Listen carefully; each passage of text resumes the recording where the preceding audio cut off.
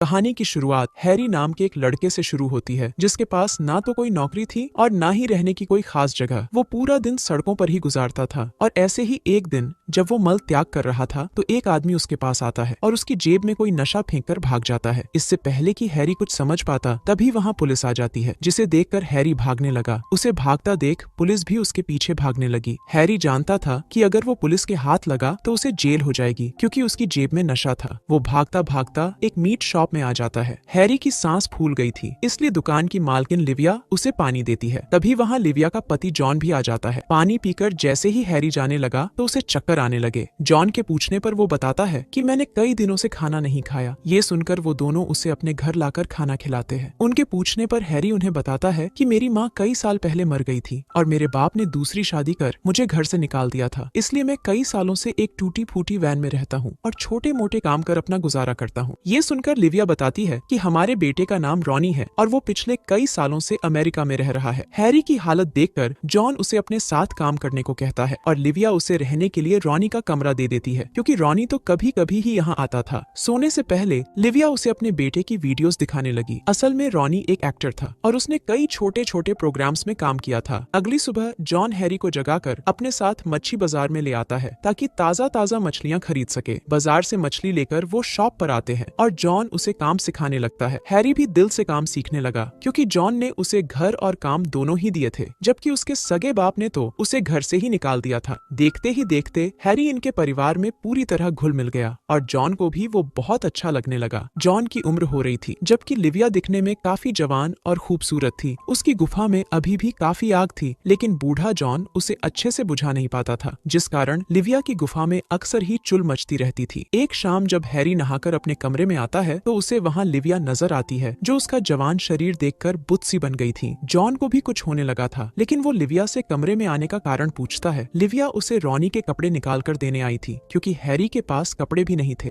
जाते जाते वो हैरी का धन्यवाद करती है क्योंकि उसके आने से जॉन खुश रहने लगा था। कुछ दिनों बाद जॉन और हैरी जॉगिंग कर रहे थे। जॉन उसे बताता है कि मैं एक बोट खरीदना चाहता हूँ ताकि मैं मछलियाँ पकड़कर अच्छे पैसे कमा सकूं, लेकिन मेरे पास इतने पैसे नहीं हैं। इसके बाद जब वो दोनों शॉप में काम कर रहे थे तो उनके पास जॉन का एक दोस्त आता है। वो जॉन की शॉप खरीदना चाहता था और वो भी अच्छे प्राइस में, लेकिन जॉन उसे मना कर देता है। शाम को जब ये बात लिविया को पता चलती है तो वो बेहद गुस्सा करती है। असल में जॉन दिल का मरीज था। डॉक्टर ने उसे ज्यादा काम करने से मना कर रखा था, इसलिए लिविया चाहती थी कि वो शॉप बेचकर अपनी सेहत पर ध्यान दे। अगले दिन जॉन और हैरी फिर से जॉगिंग करने बाहर आए हुए थे और जॉन जाते समय लिविया का पसंदीदा नाश्ता खरीदता है ताकि वो उसे माफ कर दे। जॉन को कुछ काम आ गया था, इसलिए हैरी नाश्ता लेकर घर आता है। वो जब बाथरूम के पास से गुजरने लगा तो उसकी नजर लिविया पर पड़ जाती है, जो दरवाजा खुला ही छोड़कर नहा रही थी। हैरी जल्दी जल्दी रसोई में आ जाता है जबकि लिविया दरवाजा बंद कर लेती है। कुछ देर बाद वो रसोई में आकर हैरी से कहती है कि जॉन ज्यादा काम नहीं कर सकता, इसलिए मैं चाहती हूँ कि वो जल्दी से जल्दी शॉप बेच दे, मगर इस काम में मुझे तुम्हारी मदद चाहिए। वो तुम्हारी बात जरूर मानेगा क्योंकि वो तुम्हें अपने बेटे जैसा ही मानता है। इस दौरान वो जिस तरह हैरी को देख रही थी वो थोड़ा सा अजीब था। अगली सुबह जब वो दोनों सामान लेने बाजार आए हुए थे तो कुछ बदमाश इनका सामान चुराने लगते हैं, जिसे देखकर हैरी उनसे लड़ने लगा और मार मार कर उन्हें वहाँ से भगा देता है। हैरी की बहादुरी देखकर जॉन बेहद खुश हो गया। उसे जैसा बेटा चाहिए था, हैरी बिल्कुल वैसा ही था, हर कदम पर अपने बाप का साथ देने वाला। इसी बीच मौका देखकर हैरी जॉन को उसके सपने के बारे में याद करवाने लगा। वो कहता है कि जिंदगी का कोई भरोसा नहीं, कल क्या होने वाला है इस बारे में कोई नहीं जानता, इसीलिए तुम्हें अपनी शॉप बेचकर अपना सपना पूरा कर लेना चाहिए। क्या पता कल तुम अपना सपना पूरा करने के लिए जिंदा ही ना रहो। शाम को जब लिविया हैरी के साथ अपने बेटे की अतरंगी वीडियो देख रही थी तब जॉन उसे बताता है कि मैंने शॉप बेचने का फैसला कर लिया है। उसे हैरी की बात बिल्कुल सही लगी थी, इसीलिए उसने ये फैसला किया था और उसके इस फैसले से लिविया बेहद खुश होती है। वो जानती थी कि जॉन को हैरी ने ही समझाया है, इसलिए वो हैरी से प्रभावित होने लगी। अब लिविया पहले से ज्यादा खुश रहने लगी थी और खाने में भी अच्छी अच्छी चीजें बनाने लगी थी। उसे खुश देखकर जॉन भी खुश था। उसे लग रहा था कि शॉप बिक जाने से लिविया खुश है, जबकि लिविया की खुशी का तो कोई और ही कारण था। अब दिन में लिविया जॉन के साथ मजे करती और देर रात को